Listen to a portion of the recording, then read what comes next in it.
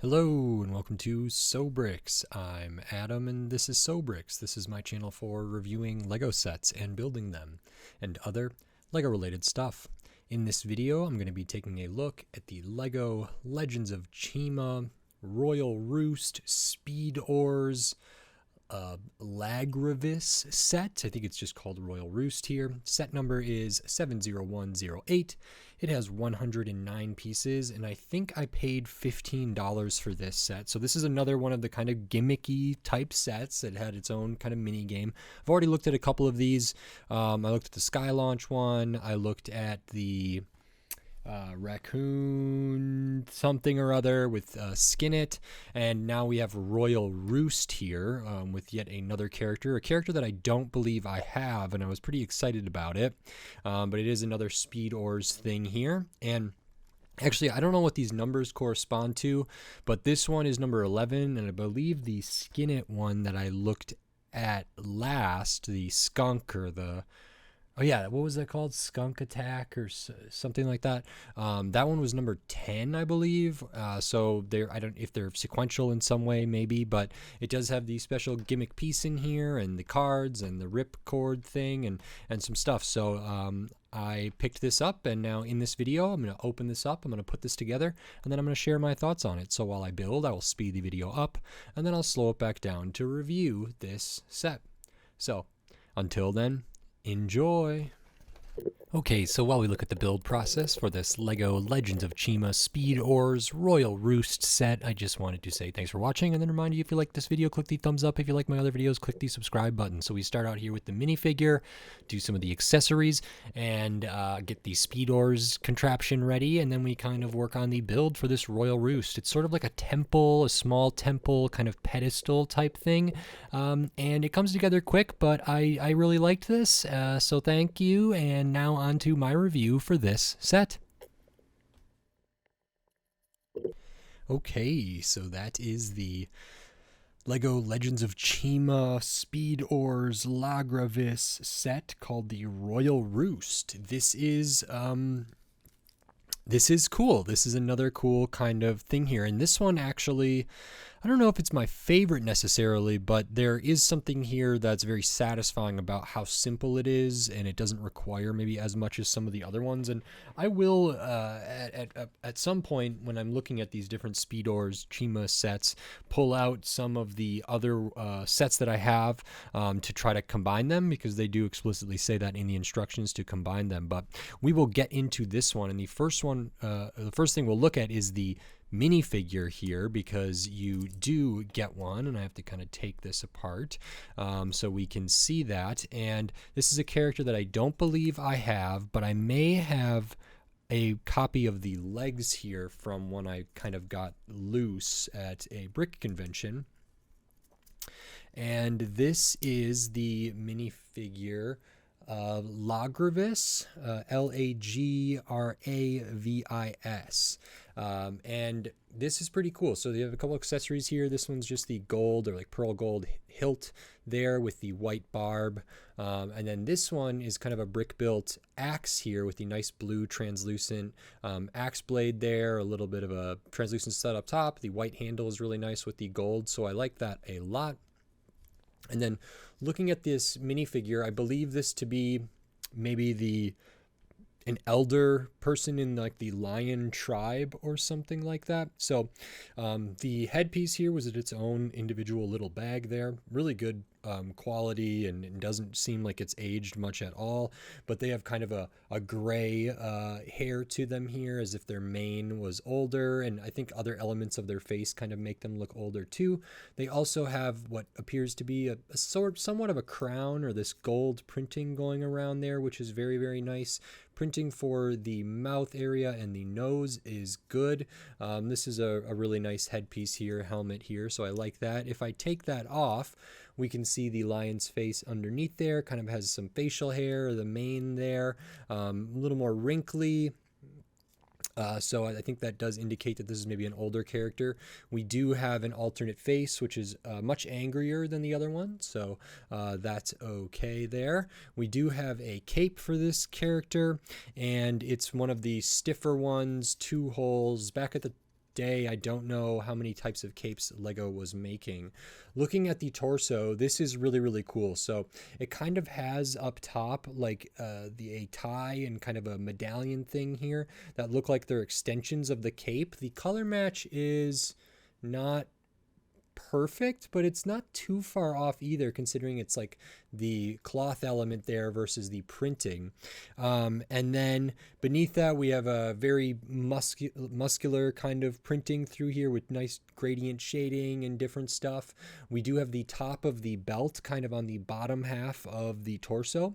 We do have printing on the midsection, printing on the legs, some really detailed printing on the midsection. This one doesn't line up perfectly, which I've seen that be a problem in some other figures in Chima, but it's not terrible. And then, yeah, really good printing on the legs, up at the top, in the middle, down here, and onto the feet. Nothing on the arms. I think this character probably just has bare arms. That might be true for a lot, bare as in not covered, because they're lion arms or whatever. But they... I think often have that, but there's occasionally there'll be something different on the arms. And then looking at the back of this character, there's not a ton going back on there, and it might be that's the back, or maybe this isn't musculature and this is kind of like a breastplate or a chest kind of armor thing here. Maybe that's what that is. It looks like it's on a gold minifigure torso there, so this might be the back plate, like the back of some armor, a little bit of other stuff for the cape up there, which is really, really cool. So this is very regal, and is just overall a nicely designed minifigure. The face is a little bit odd without the head, but I think with the head on there, or the helmet piece, it's a really good quality figure. I'm very happy with the production on that, so that's really good. The accessories are fine. And then besides that, like the other Speedorz sets, we definitely do get these cards. I haven't opened them for any of these characters yet. I may at some point, I'm not really sure. That's fine. Instructions has different things in there about how to play the game that's associated with this. And part of that is these 6 little crystal pieces here, which I believe are used to keep score at somehow. But this is a nice way to get a bunch of these pieces, I feel like, because now I have 18 of these or something just from these sets alone, which is cool. And then we have the kind of Speedorz vehicle unicycle type thing, and that's pretty cool as well. So if you've seen my other videos about different Chima Speedorz, we have this. We have a little bit of a build on here for these barbs on the back, just a couple pieces used there. Do have Technic pins in here, but this is a special piece. It has metal and rubber in there. It spins really, really well. This is sort of the main part of the Gimmick set there, and this is what allows it to just on one wheel, the weight of the wheel and everything, and the rate at which it spins allows this to kind of just operate just on the one wheel, which is pretty cool. I just still, even if I've said it before in other videos, this is a really unique piece that I don't know if Lego is doing like Lego metal pieces like this anymore, or if they would for a set at this price point or at this size. So this is a fascinating thing for me, even though I've seen it multiple times. I'm a little bit surprised they didn't do like more colors for the actual plate there and more colors for the rubber.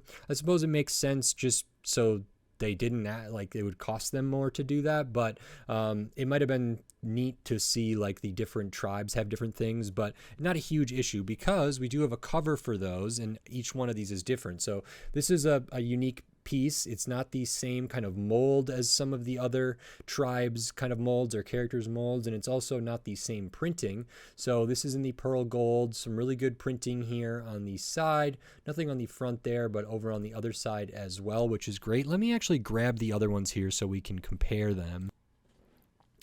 Okay, so this is maybe the skunk one for Skin It here. This is the Sky Launch one for Eris, I believe. I don't have the little pieces that were underneath here. So they're different molds and pretty unique printing. So that's very cool. Cool to get a lot of these. Just a super unique little Lego piece there, which I appreciate. And this one is the same. So with these 2 Technic pins here, this kind of clips on there and allows the wheel to spin freely. The way this is designed, it has kind of a lip right here, so that when you stud the figure down, you have to take off the kind of cover there to stud the figure down, and then that actually goes on, and the little lip there will kind of overlap with the minifigure's feet. So in order to take them out of here, you'd have to take this off again and then take them out of here. But not too much of an issue. This is cool. I don't know if it really feels lion-like to me. There's something...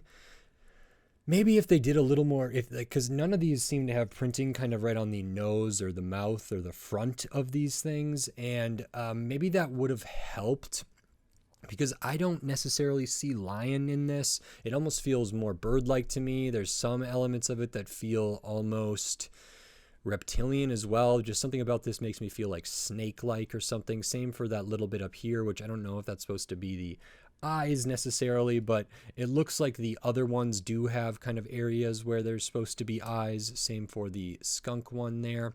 So I'm imagining that's kind of what that's supposed to be, and it doesn't really convey lion to me. It also doesn't feel like an elderly lion, really. It does feel very, I've already used the word regal, but it does feel like it has some importance to it based on this character's kind of stature and place in whatever kind of social order that exists in the Chima tribes or across them. So kind of interesting there, but yeah, maybe it could have been better to make that more a lion-like or feline-like or cat-like or whatever.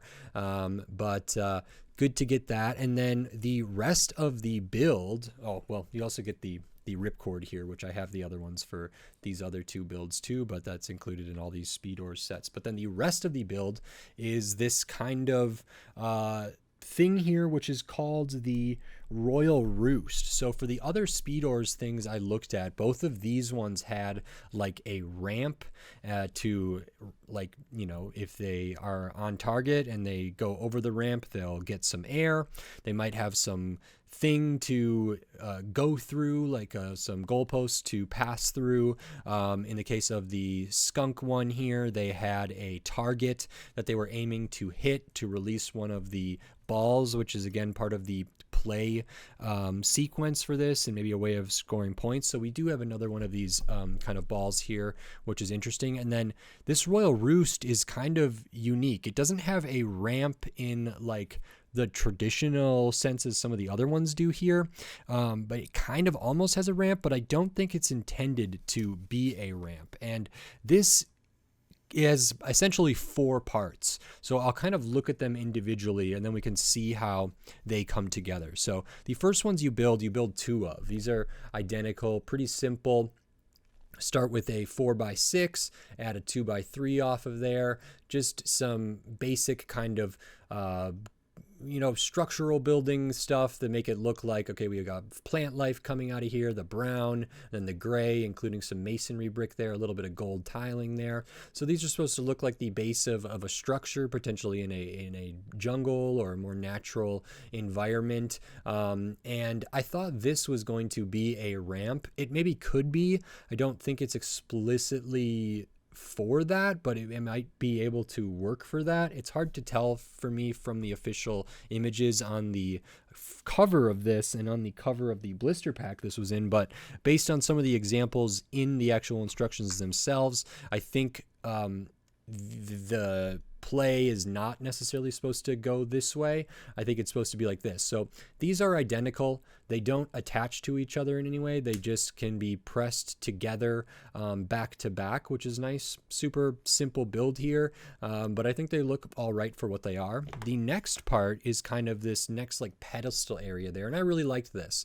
So I liked this color. I don't know if they have this color anymore exactly. I don't know if it's kind of I don't think it's ketone orange, but it's kind of like it's like a yellowish orange to me. I don't think it's green. So I think it's yellowish orange, which is a nice color, a nice shade here for these big kind of, sloped bricks there.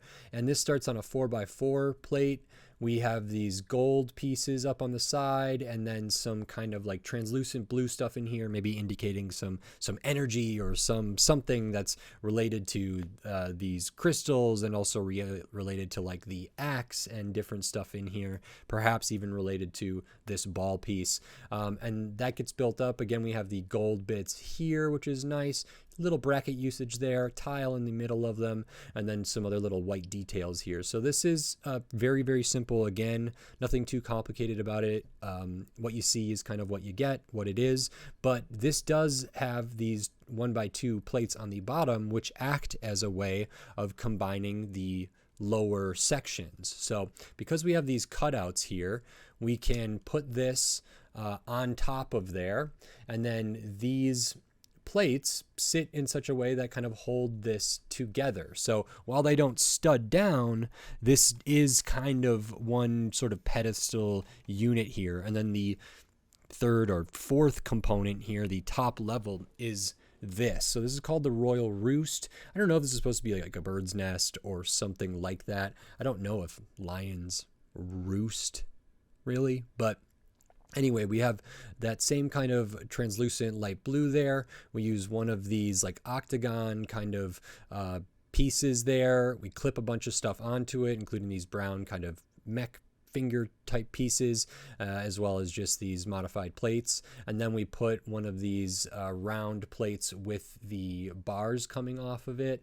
there, and that serves to hold the ball kind of in here. And then this does not stud down to anything either, so this just kind of sits in the little area that's tiled out up here and is in there relatively securely, even though it's not studded down, just by how it's built. So then it's all together here. And I think the intention for the play is to hit the side of this in order to knock the orb or the ball off of there. And then, if this character hits it, knocks the ball out, something happens with the ball between the players maybe, then something down here, then we go to the cards, different stuff, and then we use these crystals for points, and then when you get 6 of them, you win, or something like that. And then I've pointed this out other times, it does have descriptions of what the cards and the numbers on the cards mean in a bunch of different languages. It also has how to play instructions here. Compete with your Speedorz. The winner flips a card and chooses a battle power. The other player flips a card. Compare the chosen power on both cards. The player with the highest power wins 2 Chi crystals. The first player to get 6 Chi crystals wins the battle. Chi power: when you flip a card, you may pay 1 Chi crystal to add the Chi bonus to any connected battle power. So that's kind of the interesting little sequence of play. And when I look at the back here, it does say, combine these to combine the action or whatever. And it actually has, I believe, the set here that is the skunk attack or whatever. So let me grab that as well. Okay, so here's some of the components from the skunk attack. I might have taken off a couple pieces here and there. And then for the sky launch, we have something like this. I don't know if this is all on here perfectly or correctly there, but that's another ramp thing. And let me see what else I can find. I know I have some pieces that I think I sort of took apart. I think this is from the sky launch as well, which is maybe some goalposts to jump over or different things.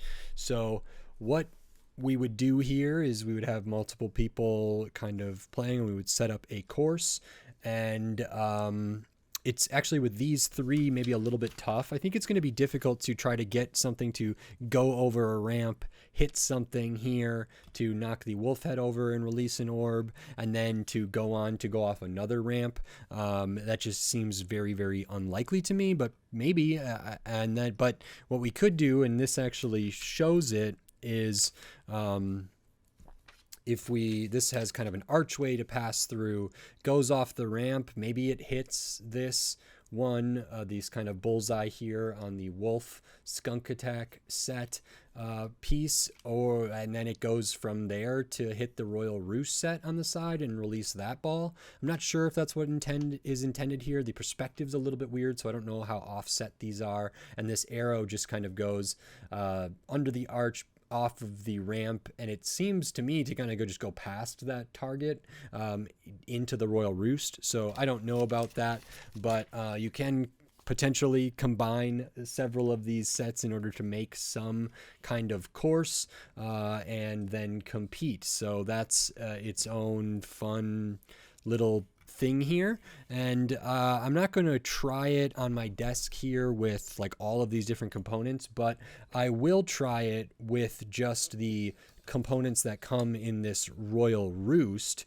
just so we can see that. And I did test it once and it worked, so I can test it again. And because none of these are studded down in this kind of Royal Roost pedestal thing here, we can do that. So we feed the ripcord through there. There's kind of little gears in here, so you can do it on either side. And when you rip that out, it spins the wheel, and then we can line it up, let it go. So I kind of waited a little bit long to release it, so it didn't actually knock off everything. It just knocked off the ball at the top, but I can try it again and see what we can do. So that time it just demolished this. There's maybe potential for this to be the kind of first obstacle or whatever, and it has so much speed initially that it kind of barrels right through it, and then maybe it could go off a ramp or something. I'm not sure. I'm gonna have to play around with that in the future and see, but that is, I think, the idea of this set, and that's kind of everything in here. So I'll show the extra pieces because you do get some extra of the 1x1 stud there, translucent, the gold one, gold hilt, Technic pin, extra of the axe, which is nice, and an extra of the white barb there. Of course, you do get these game point markers and the accessories. And this set is 109 pieces, one minifigure, and I paid $15 for this set. I think for the first one I looked at, the Sky Launch, I think I paid like 12 or 13, and then for the Skunk Attack set, or whatever that one was called, I think I paid 15, and for this one I paid 15. These are retired. These are from, you know, when Chima was still an active theme, so maybe 2016, 2017, maybe even a little bit earlier than that. I'm not exactly sure.